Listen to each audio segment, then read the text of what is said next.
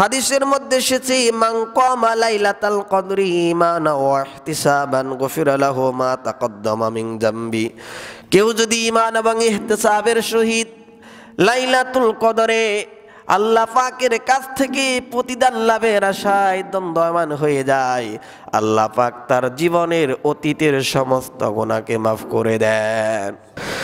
ইন্নাল হামদালিল্লাহিল আকরামিল্লাযী খালাকাল ইনসানা ওয়া কাররামা ওয়া আল্লামাহু মিনাল বায়ানি মা লাম ইয়ালাম فسبحان الذي لا يحصى امتنانه باللسان ولا بالقلم نشهد أن لا إله إلا الله وحده لا شريك له ونشهد أن سيدنا وحبيبنا ومولانا محمدا عبده ورسوله الذي أرسله بالحق بشيرا ونذيرا وداعيا إلى الله بإذنه وسراجا وقمرا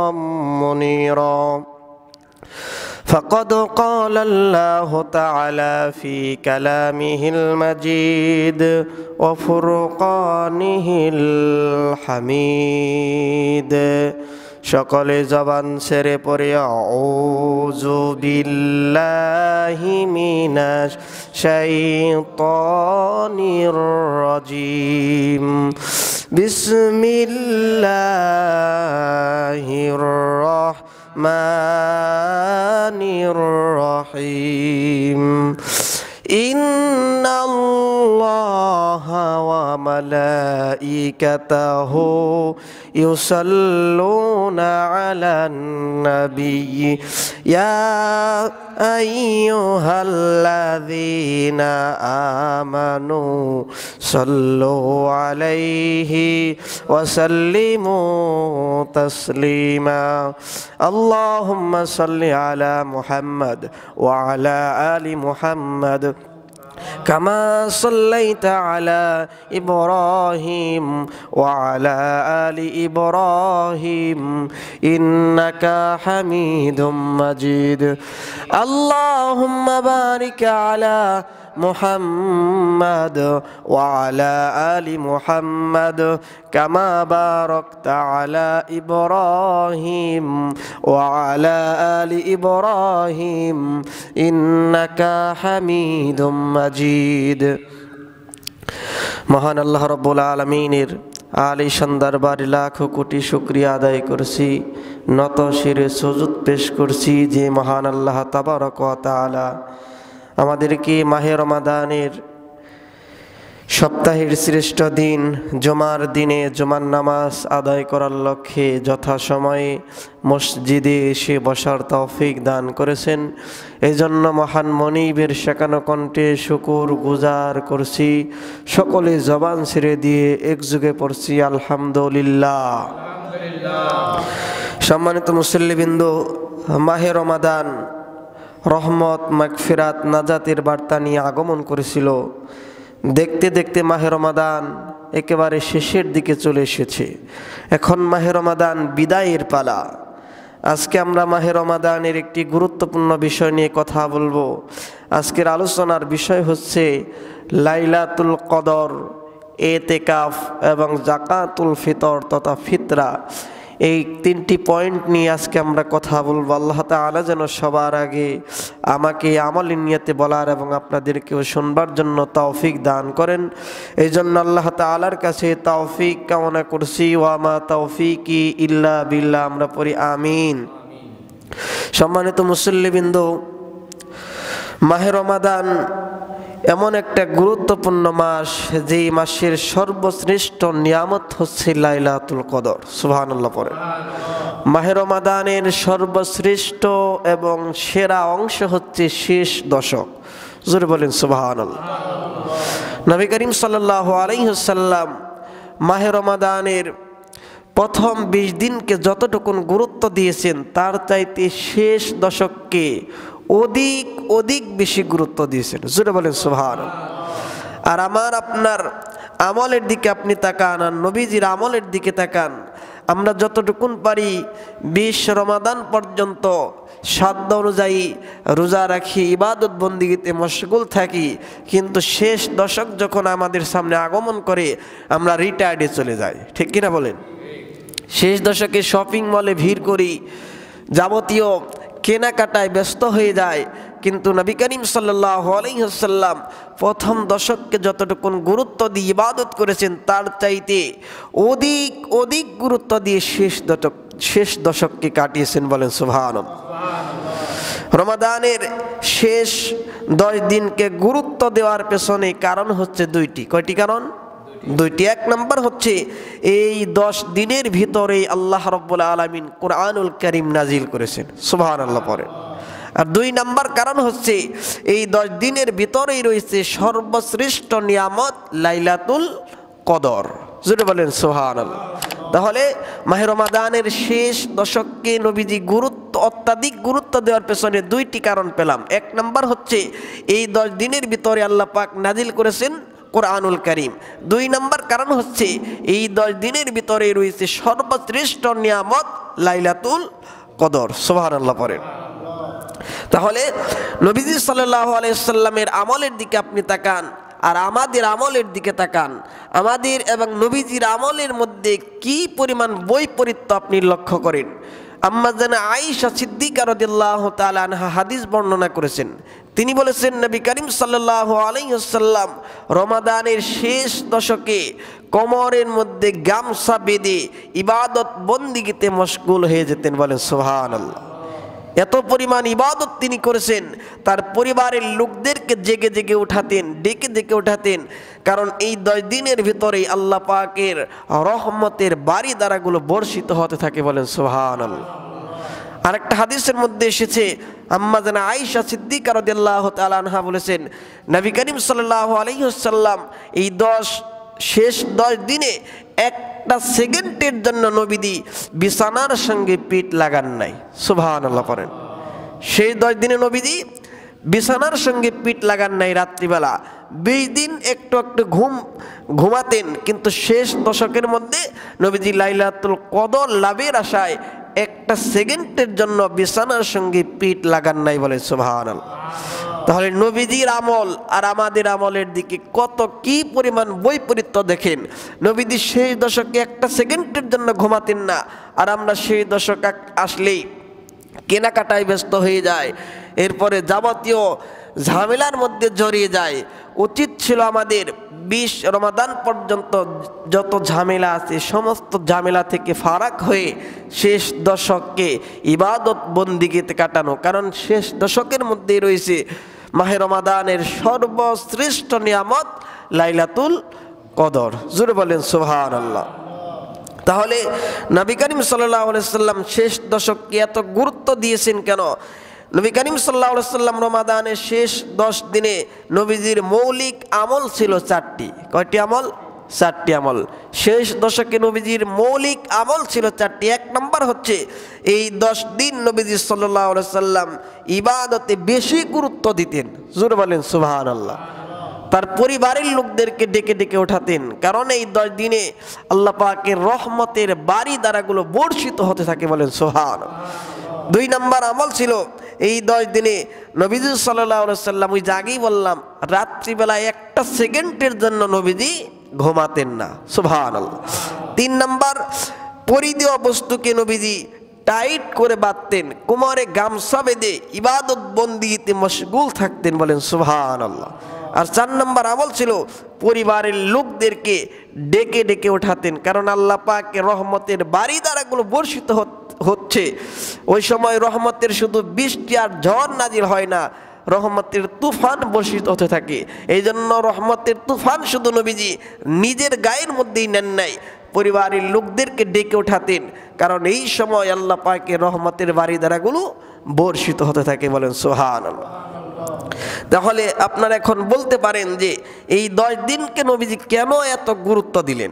কারণ এই 10 দিনের ভিতরে রয়েছে সর্বশ্রেষ্ঠ নিয়ামত লাইলাতুল কদর। এখন প্রশ্ন জাগতে পারে যে লাইলাতুল কদর যেহেতু এই 10 দিনের ভিতরেই রয়েছে, আল্লাহ তো ইচ্ছা করলে এই লাইলাতুল কদর কোন দিন যাবে আমাদেরকে এটা আউট করে দিতে পারতেন কিনা? মনের মধ্যে প্রশ্ন জাগে, লাইলাতুল কদর কোন রাত্রে যাবে আল্লাহ পাক ইচ্ছা করলে বলে দিতে পারতেন, কিন্তু বললেন না কেন? না বলার একটা হিকমত হচ্ছে, একটা কারণ হচ্ছে গুরুত্বপূর্ণ জিনিসকে গুরুত্বের স্বার্থে একটু গোপন রাখা হয়। সুবহানাল্লাহ পড়েন। উদাহরণ দিলে বুঝতে পারবেন, মানুষের জীবনে প্রত্যেকটা মানুষ যারা দুনিয়ায় জন্মগ্রহণ করেছে প্রত্যেকটা প্রাণীর মৃত্যু আছে না নাই? মৃত্যু অনিবার্য একটা সত্য, এ ব্যাপারে কারো কোনো সন্দেহ আছে? সন্দেহ নাই। প্রত্যেকটা মানুষ মরণশীল, মৃত্যু গ্রহণ করতে হবে, কিন্তু কে কোন দিন কোন সময় কোন জায়গায় মৃত্যুবরণ করবে কেউ আমরা জানি? কেউ জানি না। যদি আমরা জানতাম, মনে করেন আব্দুর রহমান 30 সালের 25শে ডিসেম্বর ইন্তেকাল করবে, সে যদি এই বিষয়টা জানতো 29 সাল পর্যন্ত যাবতীয় আকাম কুকাম করে 30 সাল আসার আগেই তওবা করে ভালো হয়ে যেত, ঠিক কিনা বলেন? যদি আমরা বুঝতে পারতাম যে অমুক দিন আমার মৃত্যু হবে, 1 বছর আগে পাপ থেকে তওবা করে একবারে আল্লাহর ওলি হয়ে যেতাম, ঠিক কিনা? এই জন্য আল্লাহ পাক এই মৃত্যুর বিষয়টা আউট করে দেন নাই। যদি মৃত্যুর বিষয়টা জানিয়ে দিতেন তাহলে তো মানুষ আকাম কুকাম করে 1 বছর আগে পাপ থেকে মুক্ত হয়ে ভালো কাজের দিকে ধাবিত হয়ে যেত। কখন কার কোন দিন মৃত্যু হবে এইটা জানে না বিদায় মানুষ গুনাহমুক্ত থাকার চেষ্টা করে, নেক আমলের প্রতি গুরুত্ব বেশি দেয়। ঠিক তেমনি ভাবে লাইলাতুল কদর শেষ দশকের মধ্যে রয়েছে, কিন্তু কোন রাতে যাবে এটা কেউ বলতে পারবে না। হাদিসের মধ্যে এসেছে, কেউ বলেছে 21, কেউ বলেছে 23, 25, 27, 29, অর্থাৎ বিদুর রাত্রে লাইলাতুল কদর যাবে, কিন্তু কোন দিন যাবে এটা কেউ বলতে পারবে না। কিন্তু দুঃখজনক হলেও সত্য, আমার দেশের কিছু মানুষ আছে তারা বলে লাইলাতুল কদর 27শে রমাদান যাবে। হাদিসের মধ্যে এসেছে বেজুর রাত্রিগুলোর মধ্যে 27শে রমজান এটা যেতেও পারে, কিন্তু এটা যে 100% যাবে এটা কেউ বলতে পারবে না। এই জন্য লাইলাতুল কদর লাভের আশায় আমরা যদি বেজুর রাত্রিগুলো তালাশ করি, অর্থাৎ 10 দিনকে গুরুত্ব বেশি দেই, তাহলে একদিন গুরুত্ব দিলে যেই সওয়াব হবে 10 দিন গুরুত্ব দিলে সওয়াব কম হবে না বেশি হবে? বেশি হবে। এই জন্য লাইলাতুল কদর লাভের আশায় কেউ যদি 10 দিন ইবাদত বন্দিতে মশগুল থাকে আর লাইলাতুল কদর যদি কেউ পেয়ে যায়, লাইলাতুল কদর পাওয়া মানে 1000 মাস একটানা ইবাদত বন্দিগি করলে যে সওয়াব হয় আল্লাহ পাক তার আমলনামায় তার চাইতে বেশি সওয়াব লিখে দেন। বলেন সুবহানাল্লাহ।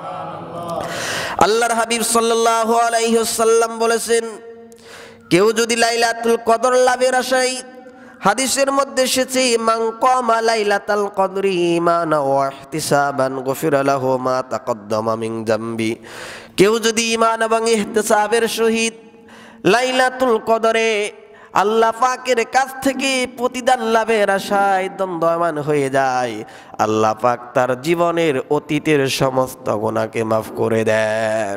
সুবহানাল্লাহ। তাহলে এই লাইলাতুল কদর গুরুত্বপূর্ণ কেন এত হলো? গুরুত্বপূর্ণ হওয়ার পেছনে কারণ রয়েছে 7টি। কয়টি কারণ? লাইলাতুল কদরের 7টি বৈশিষ্ট্য রয়েছে। কয়টি বৈশিষ্ট্য? 7টি। 1 নম্বর হচ্ছে এই রাত হচ্ছে কুরআন নাজিলের রাত। সুবহানাল্লাহ পড়ে আল্লাহ পাক রব্বুল আলামিন কুরআনুল কারীমের মধ্যে বলেন, ইন্না আনজালনাহু ফি লাইলাতিল কদর। এই রাত হচ্ছে কুরআন নাজিলের রাত। আল্লাহ পাক রব্বুল আলামিন কুরআনুল কারীমকে লাইলাতুল কদরের মধ্যেই নাজিল করে দিয়েছেন। সুবহানাল্লাহ পড়ে। 2 নম্বর বৈশিষ্ট্য হচ্ছে এই এক রাতের নেক আমল 1000 মাসের নেক আমলের চাইতে উত্তম। আল্লাহ পাক বলেন, লাইলাতুল কদরি খায়রুম মিন আলফি শাহর। এই রাত হচ্ছে 1000 মাসের চাইতে উত্তম। সুবহানাল্লাহ পড়েন। 1000 মাস ক্যালকুলেশন করলে দাঁড়ায় 83 বছর 4 মাস। 83 বছর 4 মাস মানুষ যে বাঁচবে এরকম কেউ গ্যারান্টি দিতে পারবে? গ্যারান্টি দিতে পারবে না। এখন দেখবেন মানুষ 70-80 বছর বাঁচে, এরকম মানুষ খুব কমই পাওয়া যায়, ঠিক কিনা? গড় আয়ু এখন বলা হয় 50 থেকে 60 বছর, 70-80 বছর মানুষ খুব কমই জীবিত থাকে। তাহলে একটা রাত লাইলাতুল কদর যদি আমার আপনার ভাগ্যে নসিব হয়ে যায়, তাহলে টানা 83 বছর 4 মাস ইবাদত বন্দেগী করলে যে সব হবে, আল্লাহ পাক তার চাইতে বেশি সব আপনার আমলনামায় লিখে দিবেন। বলেন সুবহান। তাহলে এই লাইলাতুল কদর লাভের আশায় আমাদের এই 10টি রাত অর্থাৎ বেজুর রাতগুলো বেশিরভাগ তালাশ করার দরকার আছে না নাই? আছে।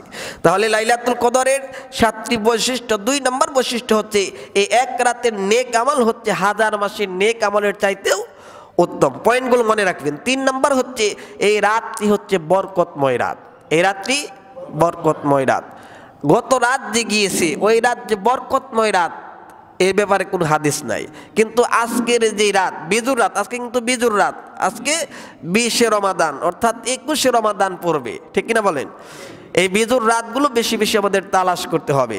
অর্থাৎ এই রাতকে বলা হয়েছে এই রাত হচ্ছে বরকতময় রাত। আল্লাহ পাক রব্বুল আলামিন কুরআনুল কারীমের 44 নম্বর সূরা সূরাতুদ দুখানের 3 নম্বর আয়াতের মধ্যে সুন্দর করে বলেন, ইন্না আনজালনাহু ফি লাইলাতিম মুবারাকাতিন ইন্না কুন্না মুনজিরিন। জোরে বলুন আল্লাহু আকবার। নিঃসন্দেহে আমি কুরআনুল কারীমকে বরকতময় রাতে নাজিল করেছি, আর যেই রাতে কোরআন নাজিল হয়েছে সেই রাতটি হলো বরকতময় রাত। সুবহানাল্লাহ। এই রাতটি হচ্ছে বরকতময় রাত।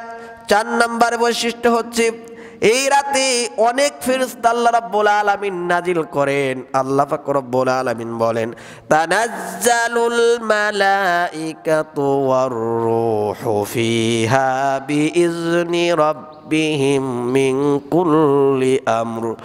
এই রাতে আল্লাহ পাক এত সংখ্যক ফেরেশতা নাজিল করেন যা আর কোন রাত্রে আল্লাহ পাক নাজিল করেন না। সুবহানাল্লাহ। এই রাত্রে আল্লাহ পাক এত পরিমাণ বিপুল পরিমাণ ফেরেশতা নাজিল করেন যা আর কোন রাত্রে বছরের আর কোন রাত্রে আল্লাহ পাক নাজিল করেন না। ফেরেশতাদের সর্দার রুহুল আমিন জিবরাইল আমিন সহ অন্যান্য ফেরেশতা এত পরিমাণ ফেরেশতা আল্লাহ পাক নাজিল করেন যা বছরের আর কোন রাত্রে আল্লাহ পাক নাজিল করেন না।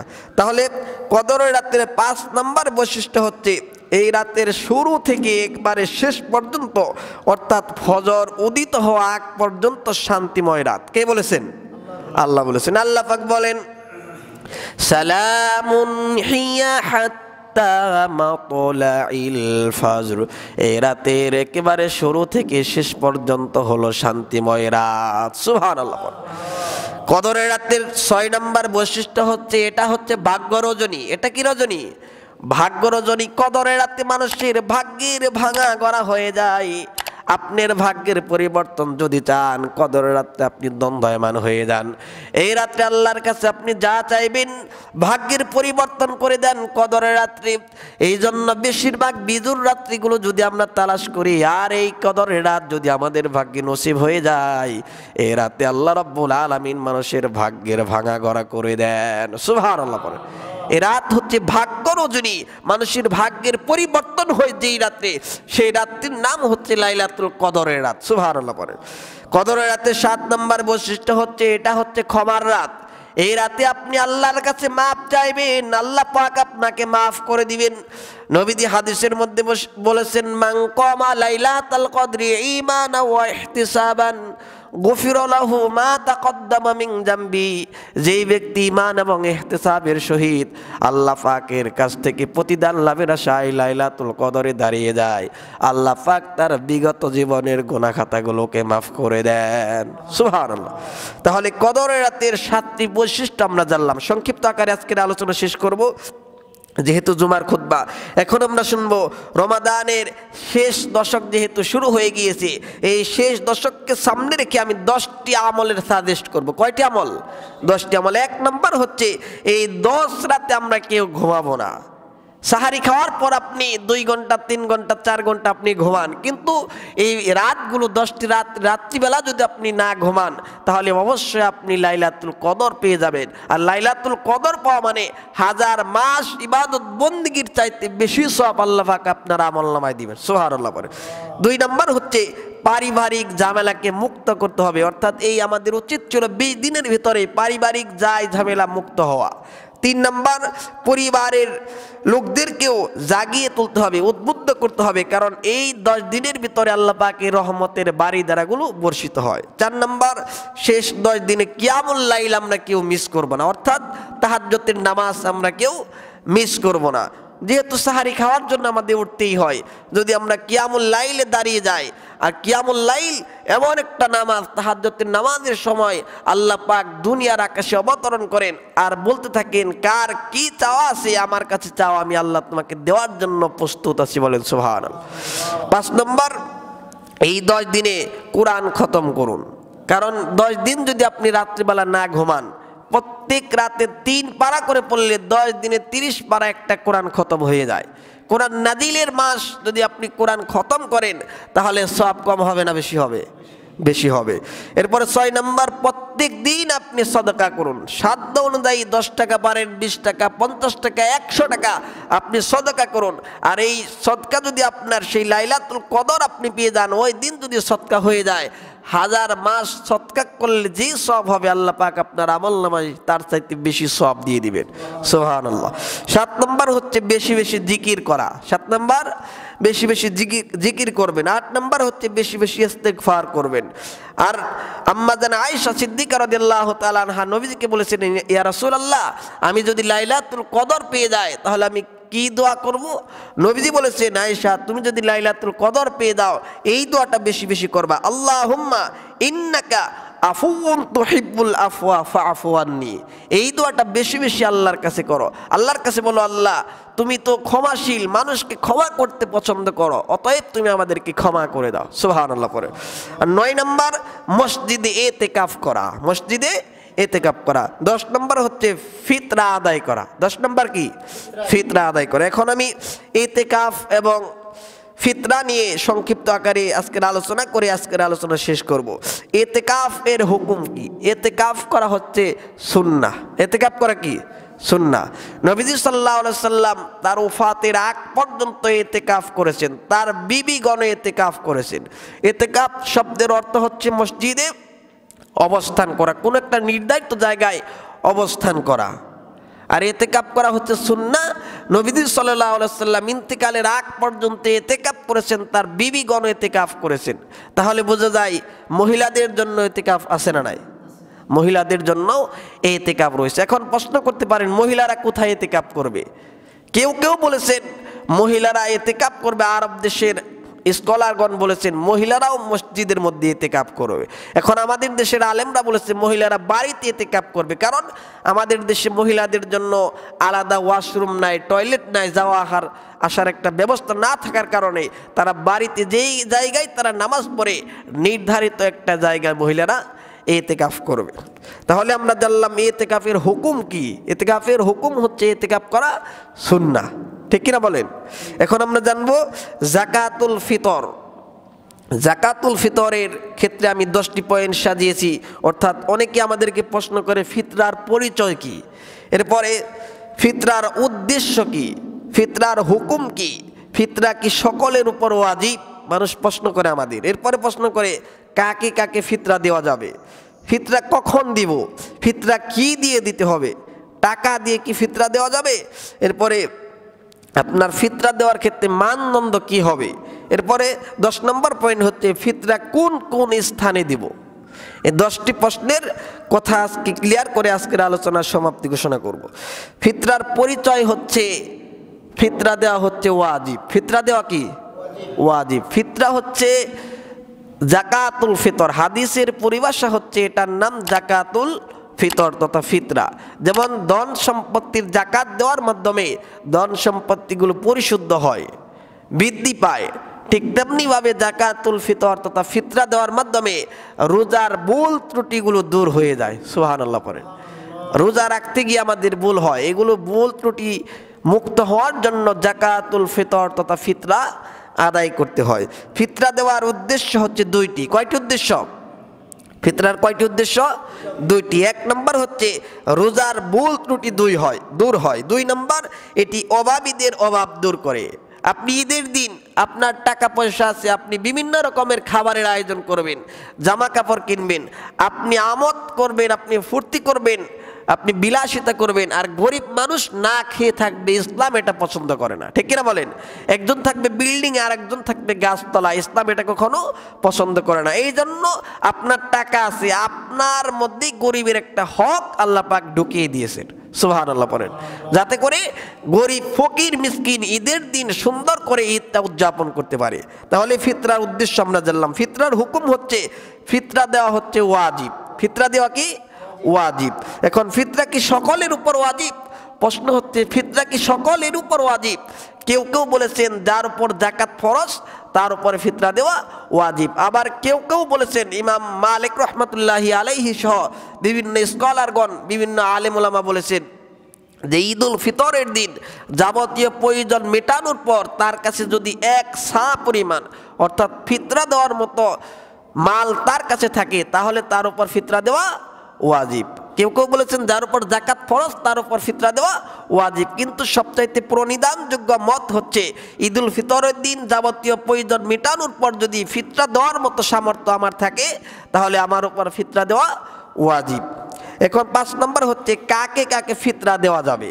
কেউ কেউ বলেছেন যারা যাকাত খাওয়ার উপযুক্ত তাকে ফিতরা দিতে পারবেন, কিন্তু বিভিন্ন আলেম ওলামাগণ বলেছেন যে ফকির এবং মিসকিন যারা তাদেরকে আপনি ফিতরা দিতে পারবেন, সুবহানাল্লাহ পড়েন। এরপর ৬ নম্বর হচ্ছে ফিতরা কখন দিব। ফিতরা আপনার দিতে হবে ঈদুল ফিতরের নামাজ আদায় করার আগেই আপনার ফিতরা ক্লিয়ার করতে হবে। কেউ কেউ দেখবেন ঈদুল ফিতরের নামাজ পড়ে আসার পর ফিতরা দেয়, ওইটা যদি কেউ করে তাহলে ওটা দান হিসাবে গণ্য হবে, ফিতরা হিসাবে গণ্য হবে না। ফিতরা দিতে হবে ঈদুল ফিতরের নামাজ আদায় করার আগে, এগুলো মনে রাখবে। ৭ নম্বর ফিতরা কি দিয়ে দিতে হবে। ফিতরা আপনার দিতে হবে কি দিয়ে, এটা নিয়ে বিভিন্ন আলেম ওলামাগণ বলেছেন যে ফিতরা তো আরব দেশে দিয়েছেন খাদ্যদ্রব্য দিয়ে, গম, জব, খেজুর, পনির, কিশমিশ, এই ৫ শ্রেণীর খাদ্যদ্রব্য দিয়ে ফিতরা দেওয়া যায়। এখন আমাদের দেশের খাদ্যদ্রব্য তো আর এগুলো না, ঠিক কিনা বলেন? আপনি যদি ইচ্ছা করেন যে টাকা দিয়ে ফিতরা দেব, টাকা দিয়েও দেওয়া যায়। আপনার আগে খেয়াল করতে হবে যাকে আমি ফিতরা দিচ্ছি তার কি দিয়ে ফিতরা দিলে উপকার হবে সেইটা আপনার খেয়াল করতে হবে। গরিবের যেটাই লাভ হবে, উপকার হবে, সেটা দিয়ে আপনার ফিতরা দিতে হবে।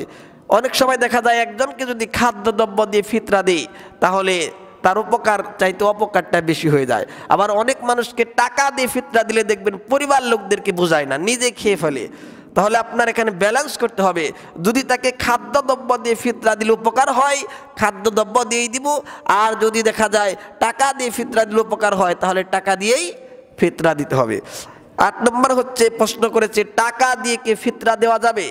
ওই যে বললাম টাকা দিয়ে যদি দিলে উপকার হয় টাকা দিয়ে দিতে পারবেন, আর যদি দেখেন খাদ্যদ্রব্য দিয়ে দিলে উপকার হয় খাদ্যদ্রব্য দিয়ে দিতে হবে।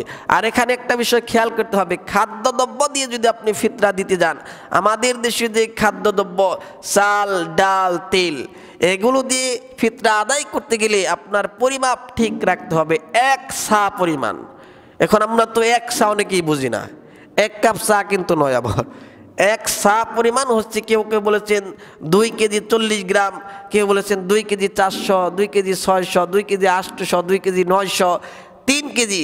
হানাফি মাযহাবের স্কলারগণ বলেছেন ৩ KG ৩০০ gram, ৩ KG ৩০০ gram. ৩ KG ৩০০ গ্রামের দাম যা হবে টাকা দিয়ে দিলে আপনি তা দিতে পারবেন। ৯ নম্বর, এগুলো ফিতরা আদায় করতে গেলে আমাদের মানদণ্ড কেমন হওয়া উচিত। এখন আপনি একটা বিষয় খেয়াল করেন, 2 মিনিটের ভিতর আলোচনা শেষ করছি। আপনি একটা বিষয় খেয়াল করবেন, একজন লক্ষ টাকার মালিক সে ফিতরা আদায় করবে, আর আপনি কোনো রকম সংসার চালাচ্ছেন, আপনিও ফিতরা আদায় করবেন। তার ফিতরা আর আপনার ফিতরার মধ্যে পার্থক্য আছে না নাই? পার্থক্য আছে। কারণ একজন লাখ টাকার মালিক, তার উচিত হচ্ছে খেজুর দিয়ে ফিতরা দেওয়া। আপনি যদি লক্ষ টাকার মালিক হয়ে সেই ইসলামিক ফাউন্ডেশন কয় টাকা ধার্য করলো ওই দিকে তাকান, তাহলে আপনার ফিতরা আদায় হবে না। ফিতরা দেওয়ার মূল উদ্দেশ্য হতে হবে গরিব মিসকিন যাতে করে সুন্দরভাবে ঈদটা উদযাপন করতে পারে, তার যাতে করে উপকার হয়। আপনার যদি লক্ষ টাকার মালিক থাকে, আপনার উচিত হচ্ছে খেজুর দিয়ে ফিতরা দেওয়া। আর আপনি যদি তাকিয়ে থাকেন ইসলামিক ফাউন্ডেশনের দিকে, সর্বনিম্ন কয় টাকা ধরছে, আপনার নিজের লাভ হবে এটা মনে করে ফিতরা আদায় করেন, সেই ফিতরা আপনার আদায় হবে না। তাহলে যার টাকা বেশি তার খাদ্যদ্রব্য অর্থাৎ খেজুর দিয়ে ফিতরা দিতে পারে, তাহলে খেজুর দিয়ে ফিতরা দিতে হবে, অর্থাৎ খেজুরের সমপরিমাণ টাকা দিতে হবে। আর আপনার কোনো মতে জীবন চলছে, আপনি সেই ইসলামিক ফাউন্ডেশন ধার্য করেছে 110 টাকা, আপনি 110 টাকা দিতে পারবেন। সর্বশেষ পয়েন্ট হচ্ছে ফিতরা কোন কোন স্থানে দিব। এলাকার মধ্যে যারা দরিদ্র